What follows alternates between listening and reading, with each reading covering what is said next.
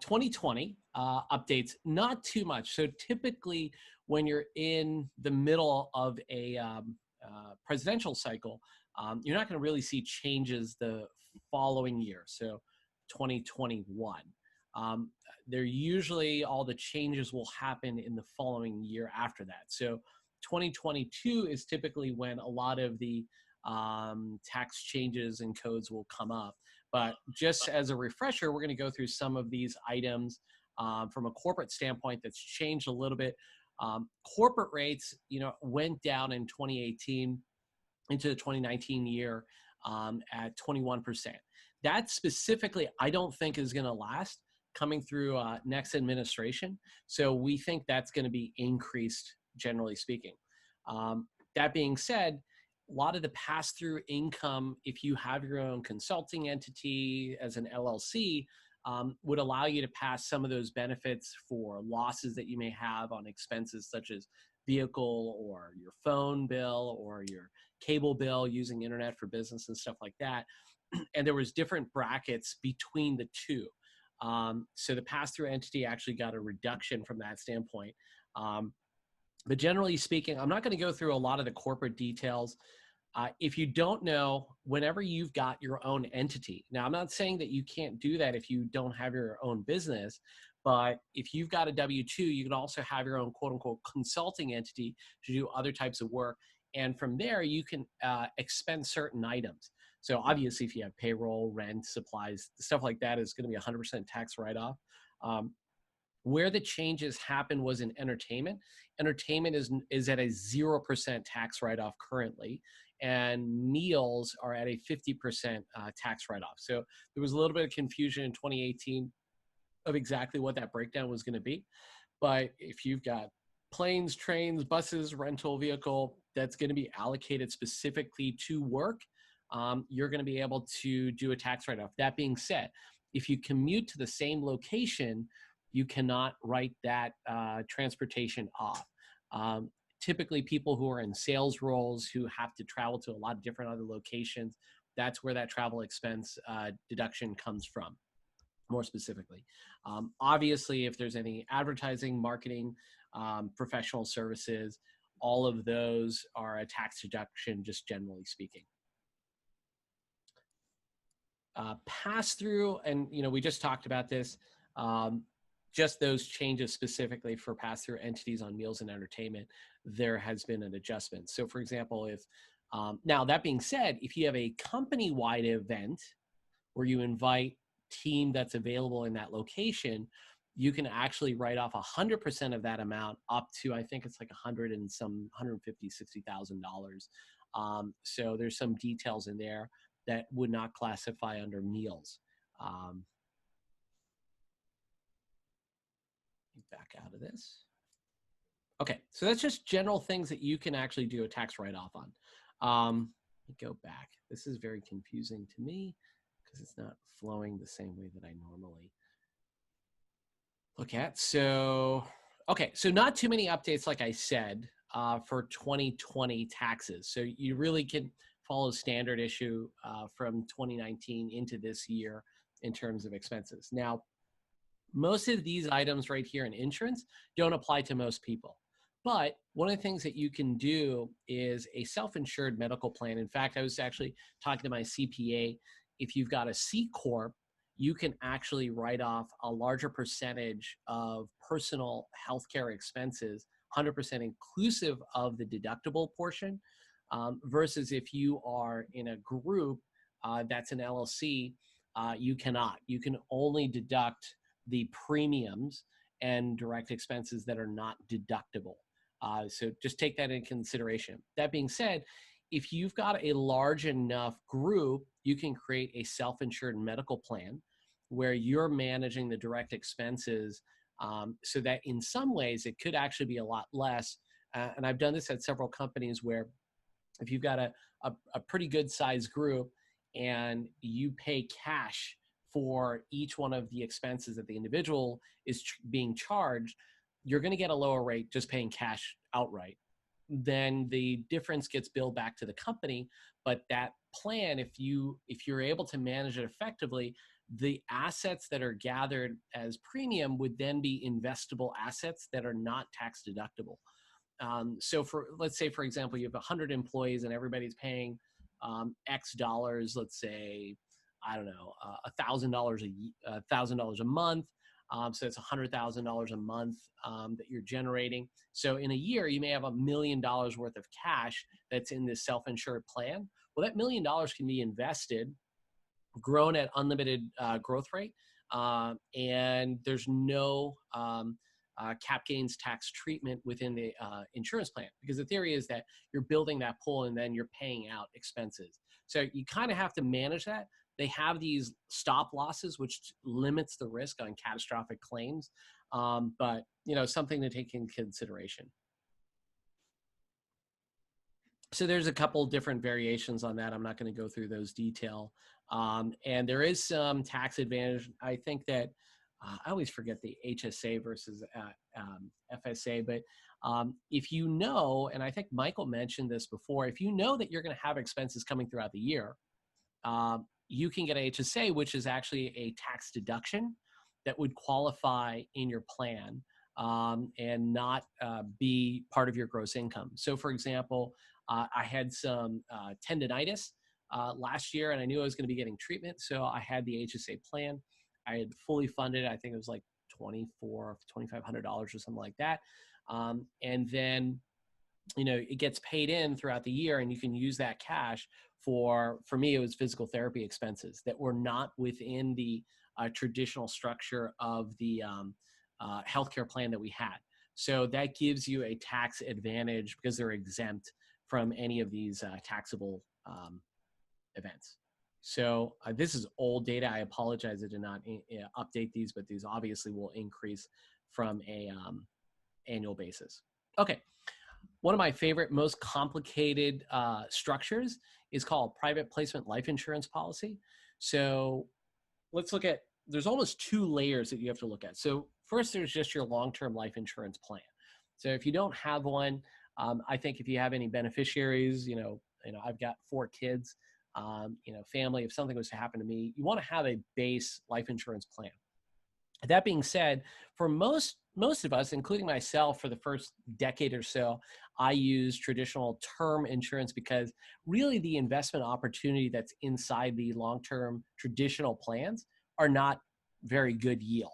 So what you can do is you get a term. Now, if you start to make a little bit more money and you want to have it more as a tax strategy, what you can do is you build out a healthy size long-term life insurance plan where it's large enough to kind of meet your needs, but there's enough assets in the way that they manage the money. You're not going to make a huge return, but you can make a good return. I think the structure that I've got allows me to get up to 16% of the upside on the S&P 500, and it's hedged to the bottom where if it goes below 0% return, I don't lose any money. So it's a good return, possibly. I think we're going to have, this year is obviously a huge positive. And then, we might have a few more years of positive, but, you kind of have to figure that out. The goal, though, with a long-term life insurance plan is not really to make money. But layered over that, it can be a private placement life insurance plan. So the short version is that you've got excess cash that's coming to you. You don't need that cash, so you want to put it away so it's not getting taxed. I'll just use round numbers. Although $100,000 is probably not the dollar amount that you really want to think about this, because you're probably going to have other expenses and stuff on a daily basis to use. Let's just say that it's $100,000. Well, say you only needed to live on $20,000. Say you're Tim Ferriss and you read 4-Hour Workweek and you're living in Argentina and you only need $20,000 a year to live your lifestyle. Well, what you could do is pay ordinary income on the next $80,000, or you could say, hey, I don't really need this cash at all. Let me put this in a private placement life insurance plan because everything else is taken care of. So that $80,000 then can grow unlimited rate of return and grow tax-free. And you can actually transfer that to heirs tax-free as well. because remember, it's still a life insurance plan, similar to like the self-insured health insurance plan. This is a private placement life insurance. You're really the plan itself. So, that money grows. Then the question is, how do you take money out of that? Well, you could borrow against it, where the plan, the value that you've built up in that plan can actually be locked, a portion of it, and then you could borrow against it as a loan, and that loan is actually tax-free, and you have to pay interest on that loan, and the interest is tax-free as well. So that is a way to get liquidity. You technically have to pay that money back, but you're paying it back to yourself. So there's a little bit of flexibility in the way you have to think about it. Now, you typically, especially if you're going to be more in that investment pool in things like hedge funds or private equity or more risky assets, you're not going to be able to borrow as much against. You may only be able to borrow 60% or 50%. Versus if you're all in T-bills, which is really not going to grow and is very stable, you could borrow 90+% against that policy. Just something to take in consideration. All right, so benefits. 401k changes this year. You want to make sure, if you can, max out your 401k contributions every year. Then the question comes, do you want to be a Roth or do you want to be a traditional 401k? So if you're not aware, a Roth forces you to pay the taxes up front. You put the money in, and then it grows unlimited with no tax at the end. So what I typically recommend is if you have 20 plus years left in your work history, then you should probably use a Roth plan. On the flip side, if you're 5-10 years away from retirement, if you use a traditional plan, you take the tax write-off today and you have to pay the taxes on the back end. Why do I figure out that timing? Well, if you have more time for compounding, then you're going to get a better rate of return so that you're going to be able to take advantage from a tax return standpoint. A solo K is a little bit different. It's if you've got your own company. Now, you could technically do that. You've got your own 401k here at the company or at whatever company you've got, and then you could build your own company, have a solo K set up there, and the company can match up to, I believe, the defined contribution limit that you would have is $57,000, and the limit total is $285,000. So that's a pretty huge amount of combined, both from your personal income and from the company, that could be contributed in a solo K structure of completely tax deferred or tax free money that you're putting in, depending on if it's a Roth or a traditional structure.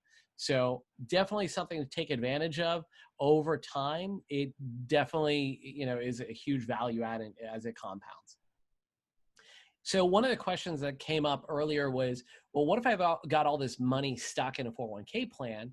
Can I get any of it out? Now, I'm not sure about our plan at our company, but a lot of plans you can actually borrow against it. I typically do not like that as an employer, because the whole point of the 401k is actually to get a return on that. And it's really your way of getting retirement to a degree, right? So you don't want people to be cashing out of that and using that for day-to-day life. That being said, there are hardship withdrawals, especially with like COVID this year. There was no penalties if you wanted to withdraw cash from your 401k account. And there's a lot of those types of options that are available depending on your situation. All right, moving along, profit sharing. So I'm not going to go into too much detail about this, but there's so many different ways that you can get compensated. For example, if I've got most of my lifestyle already taken care of, and I don't really need the cash, I've already put a lot away in my life insurance, well, there's other structures that you can use, such as deferred compensation, where that compensation is accrued as a liability at the company and is owed to you at some future point in time. That's a way where you don't have to pay taxes today. You'd have to pay taxes in the future. There's a little bit less flexibility because it's run by the company. Employee stock ownership plan allows you to potentially participate in the equity ownership of the company in the future. We've looked at structures like that for a longer term as we get to liquidity events where we're not necessarily publicly traded, but semi-publicly traded, that creates that kind of opportunity. If you don't have a self-directed IRA, or an IRA, you should definitely get one. Contribution limit is $6,000.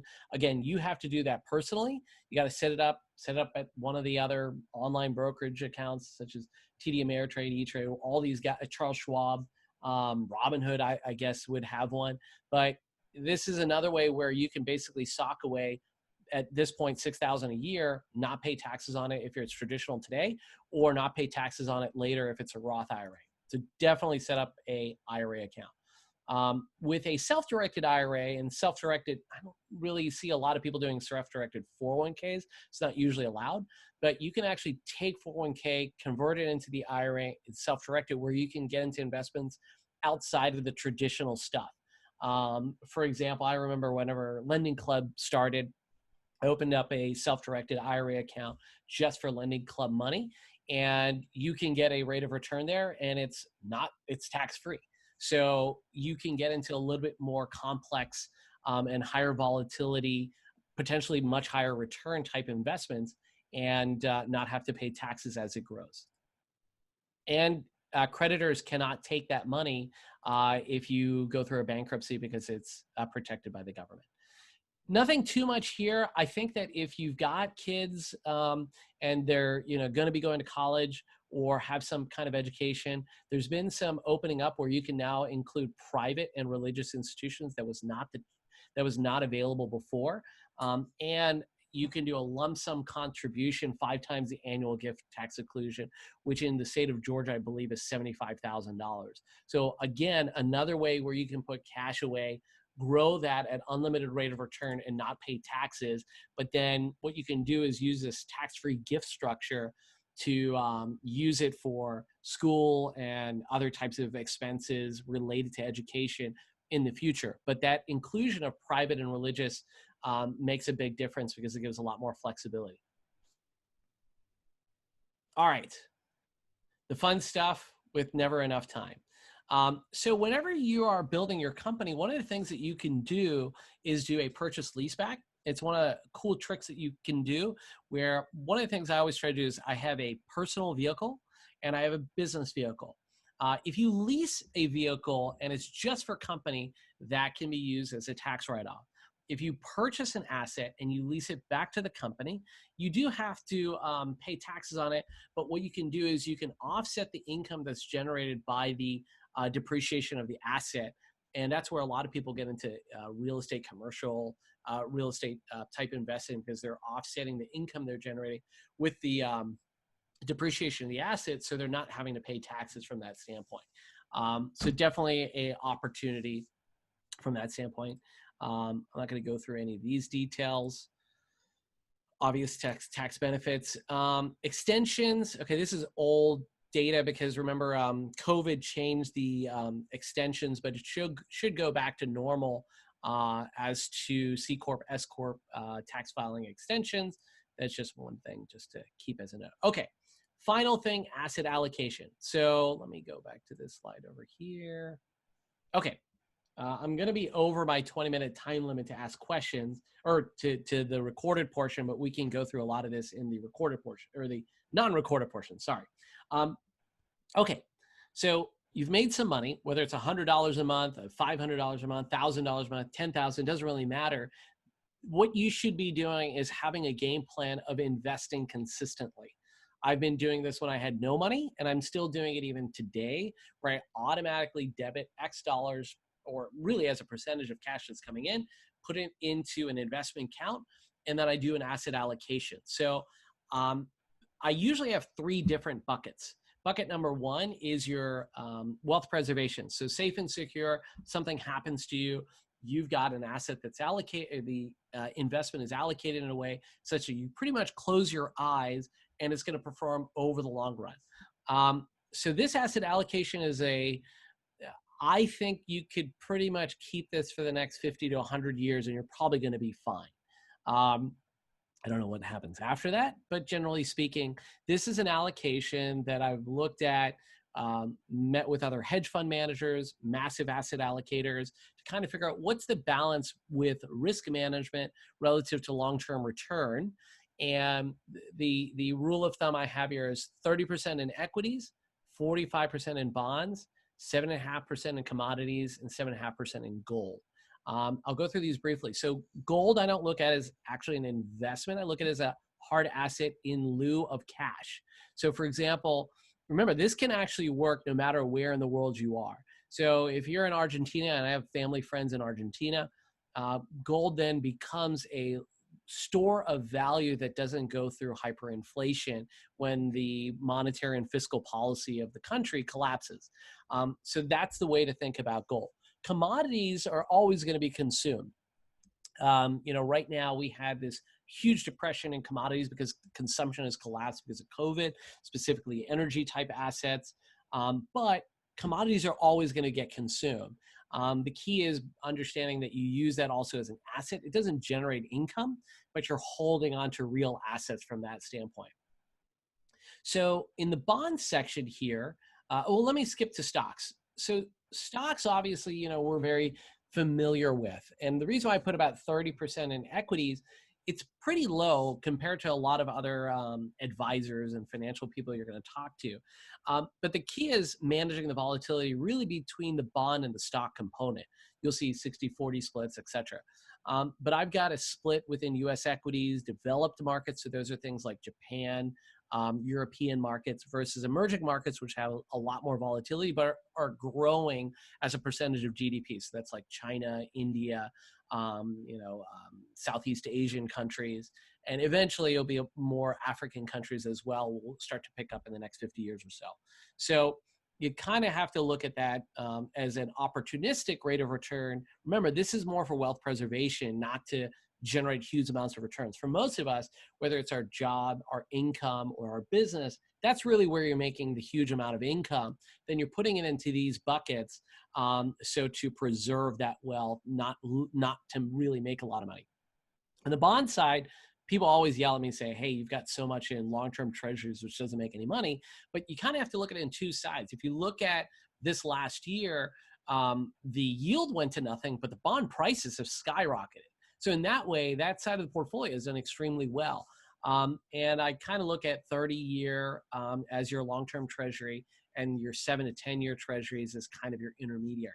The reason why I put real estate in here, which I don't really have an allocation on the real estate side, the reason why I put it here is if you've got a house or you're saving up for a home, this is an interesting way to say, hey, I still want to participate in the growth of the real estate market, whether it's in the I always say real estate typically tracks, or residential real estate typically tracks natural inflation of the local market. So if there's a 3%, 4%, 5% increase in the GDP of Atlanta, you'll probably see that reflected in the real estate market. Now, it's never going to be one-to-one, but it's an inflation hedge to your local or regional marketplace. And so you want to get a little bit of exposure from that standpoint. As you get closer to buying your own home or whatever that means, then you can actually either increase or shrink that percentage, because there is a debt component to it that you're getting an advantage of in income producing property. So you get some kind of exposure to that. That being said, long term, if you've got most of the other allocation, you don't really need a lot of real estate in your portfolio. If you want it, that's great. It's a little bit of an enhancement. Now, this is the wealth preservation bucket. I put some ETFs here for those of you who just want to do it and don't want to think about it. Me personally, I don't usually use ETFs. I'm doing direct investments. Maybe on some of the basket equities I do, but the long-term treasuries, I'm doing direct purchasing of the futures contracts for long-term, or the bonds themselves, I should say, and the futures contracts on the commodities, and the long-term future contracts on gold. Now, on wealth preservation, that's about 50% bucket for me. I've got a growth bucket, which is 30%, and a speculative bucket, which is 20%. So my wealth preservation 50% bucket goal is not to make money. It's just to not lose it. My growth bucket, I try to get about, so when I say don't lose it, that really means make enough money to beat inflation or be near above inflation, just generally speaking. On the growth bucket, I'm trying to get enhanced returns, but are fairly stable. So if you've got good, strong, stable businesses that you find interesting that you want to invest in, go ahead and put that in this kind of asset allocation, but only 30% of your money. When it comes to speculative investments such as angel investing, you've got a friend who's got a crazy idea, you want to go all in on Bitcoin, well, fine. Maybe Bitcoin would be your gold bucket. Well, it's only 7.5% of your 20% bucket. So highly speculative, very high volatility. you really don't know exactly what's going to happen. You hope to God that it works out. Well, that's definitely going to be speculative, but you can manage that risk by putting it into that very small percentage of the speculative bucket. I'll have to do another class at some point just on investing, but this is what I wanted to show you, where that stupid, simple asset allocation, if you were to put it, I always hate doing back testing and stuff like that, but this is, my rate of return on my wealth preservation bucket has been a little bit higher, about 9.5%. And the thing is, if you're still making income and you just keep buying, guess what? You don't have to pay any taxes. Meaning, if you sell and you get a rate, you basically realize that gain, you pay taxes. But if all you do is keep buying an allocation, you don't pay taxes. You've already paid the taxes on the cash that you've already earned. So as it grows unlimited, you keep gaining all that benefit. So obviously this is an 850% return since 1995, all the way through 2020. That's a pretty good return of about 9% compounded average growth rate. But the biggest thing is when you look at your max drawdown and your worst years, they're pretty low, meaning the volatility on a portfolio like this is not very high, which allows you to feel comfortable that over a very long period of time that you're going to do well. That's why I don't really care if the market goes up or down, if the sky is falling. If anything, if the sky is falling, it's the time where I put my cash to work. If it's going up, I don't really care. I always can sleep at night. I've got my asset allocation. But at the same time, if I've got something that's interesting, I don't know, a lot of people ask me, what do you think about Tesla? I think I've heard that question about 100 times in the last 2 years here. If you really like Tesla, guess what? Just go back to your asset allocation, put it in your 20% speculative bucket. Well, look at this. You've got 20% of your 20% that you could put into speculative stocks. You could put that in Tesla. You could do your friend's next door neighbor startup. You could do that in that bucket. So that's where you can kind of diversify, have a little bit of fun, but manage the risk of all the money that you're putting in.